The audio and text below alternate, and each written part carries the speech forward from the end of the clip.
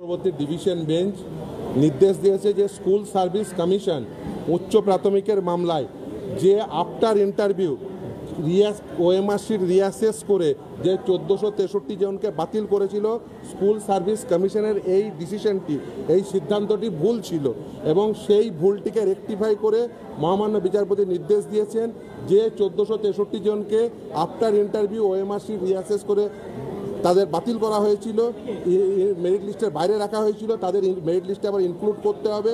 Include করে total 14,052 জনের তাদের প্রত্যেককে মেরিট লিস্টে রেখে তাদের প্রত্যেককে কাউন্সিলিং করাতে হবে। অর্থাৎ যে মেরিট লিস্টটি ছিল, স্কুল সার্ভিস কমিশন যে মেরিট লিস্ট 1463 জনকে বাতিল করে প্রকাশ করেছিল সেটি ভুল ছিল।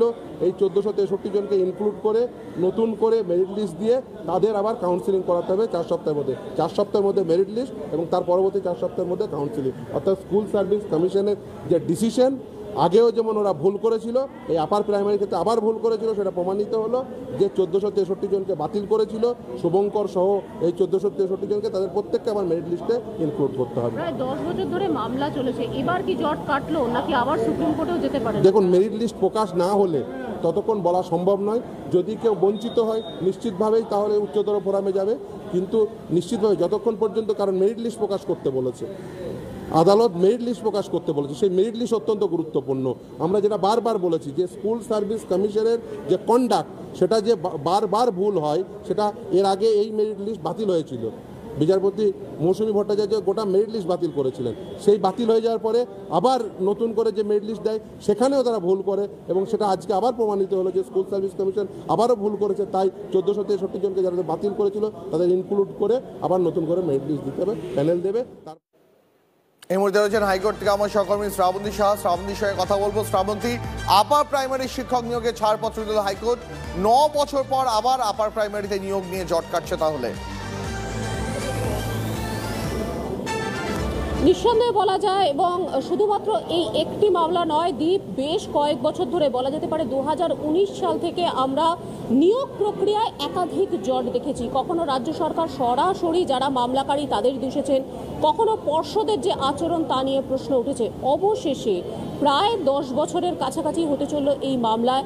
কিছুটা আশা করছেন এই সমস্ত পরীক্ষার্থী যারা রয়েছেন, তারা এতদিন পর্যন্ত মামলা করেছেন। আজকে নিয়োগে কেন বলা হচ্ছে যে জট কাটলো, তার কারণ একদিকে যেরকম মামলাকারীরা তারা মেধা তালিকায় নতুন করে অন্তর্ভুক্ত হওয়ার একটা সুযোগ পাচ্ছেন, সেই মেধা তালিকা এবার স্বচ্ছ হবে এমনটা আশা করছেন সকলে।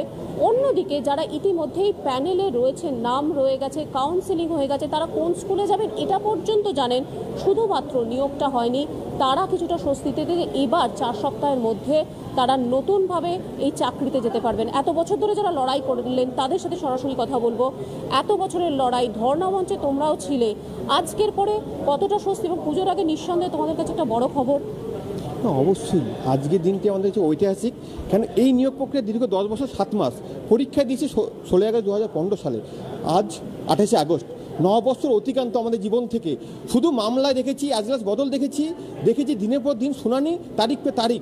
সেটা আজ কোথাও একটা বাস্তবতে জট কাটলো যে আমরা যারা মেধা তালিকা প্রকাশ হয়েছিল, তারা যাদের কাউন্সিল হয়েছে তারা যেমন স্কুলে যাবে, পাশাপাশি যারা মেধা তালিকা প্রকাশ করতে যারা ইন্টারভিউ সম্পন্ন হয়েছিল তাদেরকেও মেধা তালিকা অন্তর্ভুক্ত করে তাদেরও কাউন্সিলিং কথা বলা হয়েছে। মামলাকারীদের কথা একটা স্বস্তি। এবং সর্বোপরি আমরা যারা মেধা তালিকায় ছিলাম 13,333 প্রার্থী, যাদের 8,900 কাউন্সিলিং হয়ে গেছে, সেই সকল প্রার্থীকে 4 সপ্তাহের মধ্যে অ্যাপয়েন্টমেন্ট দেওয়ার কথা বলা হয়েছে। অর্থাৎ পুজোর আগে আমাদের একটা স্বস্তির বিষয় যে দীর্ঘদিনের আমাদের যে লড়াই, আজ আমরা মাতঙ্গি হাজমি ধর্ণা মঞ্চে 623তম দিনে আছি, বিভিন্ন আন্দোলন করেছি, আইনি লড়াই লড়েছি, সেই জায়গায়